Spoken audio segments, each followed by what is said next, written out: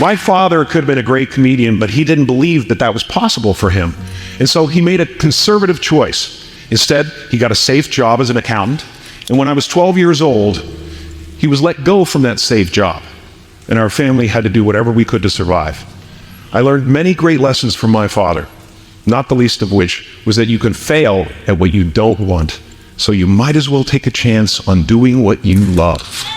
It's not the only thing he taught me, though.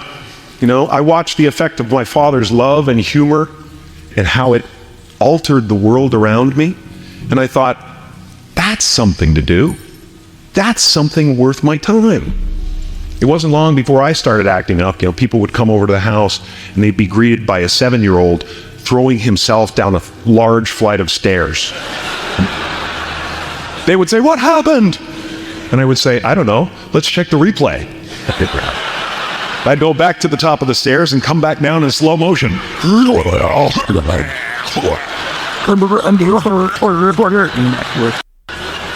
It was a very strange household. My father used to brag that I wasn't a ham, I was the whole pig. And he treated my talent as if it was his second chance. When I was about 28, after a decade as a professional comedian, I realized one night in LA that the purpose of my life had always been to free people from concern, just like my dad. And when I realized this, I dubbed my new devotion the Church of Freedom from Concern. The Church of FFC.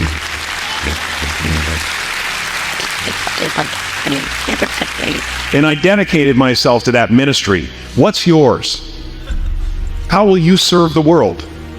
What do they need that your talent can provide? That's all you have to figure out. As someone who's done what you're about to go and do, I can tell you from experience, the effect you have on others is the most valuable currency there is.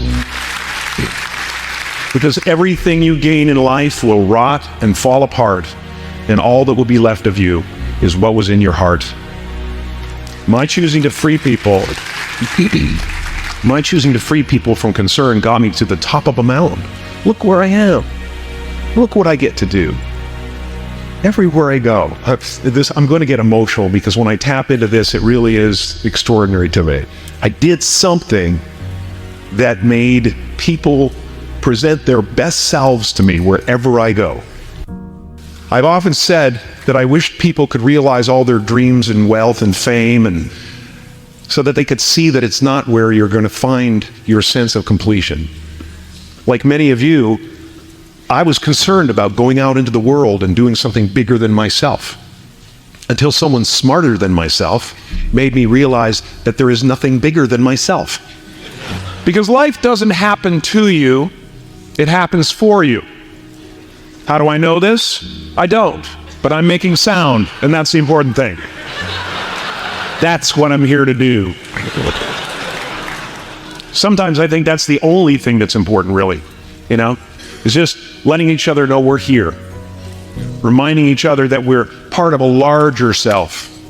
Your job is not to figure out how it's going to happen for you, but to open the door in your head. And when the door opens in real life, just walk through it.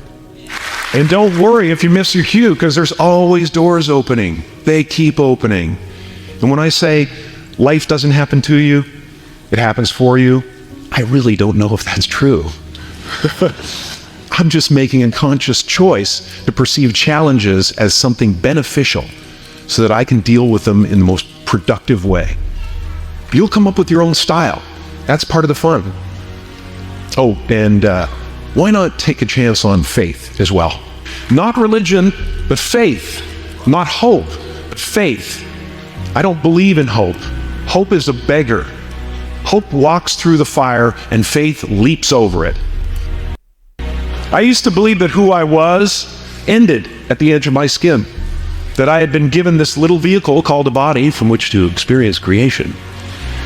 And though I couldn't have asked for a sportier model. It was, after all, a loaner and would have to be returned. Then I learned that everything outside the vehicle was part of me too.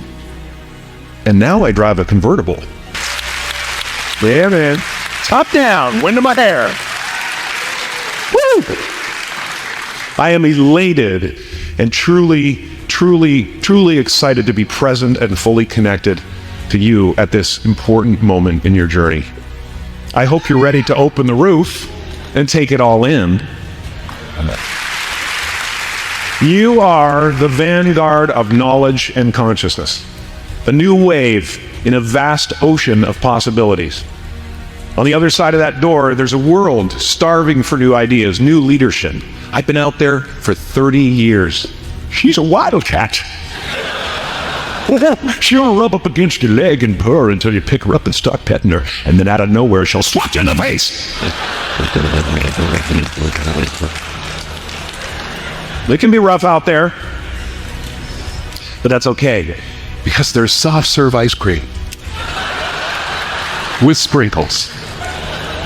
I guess that's what I'm really trying to say here today. Sometimes it's okay to eat your feelings. Now, fear is going to be a player in your life, but you get to decide how much.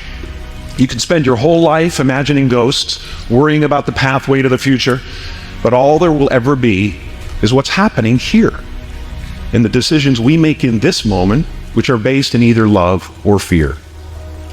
So many of us choose our path out of fear disguised as practicality.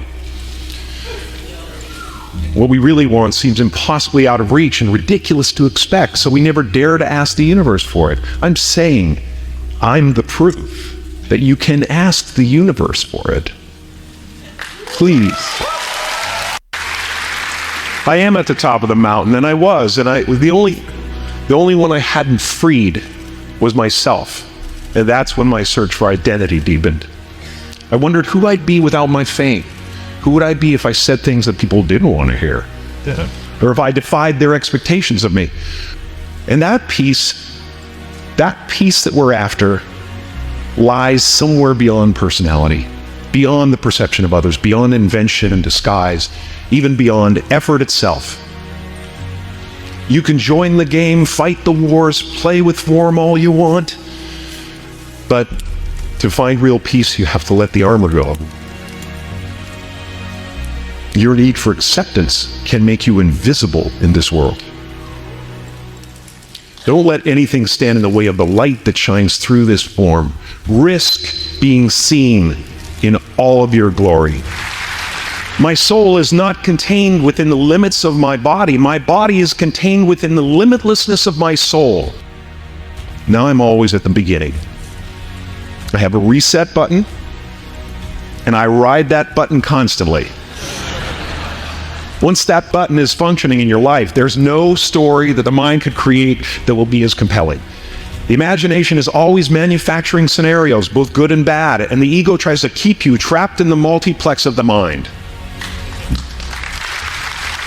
Our eyes are not viewers, they are also projectors that are running a second story over the picture that we see in front of us all the time. Fear is writing that script, and the working title is, I'll Never Be Enough. I had a substitute teacher from Ireland in the 2nd grade that told my class during morning prayer that when she wants something, anything at all, she prays for it and promises something in return, and she always gets what she wants. I'm sitting at the back of the classroom, thinking, wow, my family can't afford a bike, So I went home and I prayed for one. And I promised I would recite the rosary every night in exchange. Broke that promise. But 2 weeks later, I got home from school to find a brand new Mustang bike with a banana seat and Easy Rider handlebars. Yeah. From fool to cool.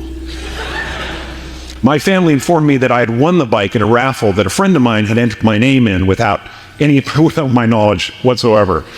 So that type of thing has been happening to me ever since.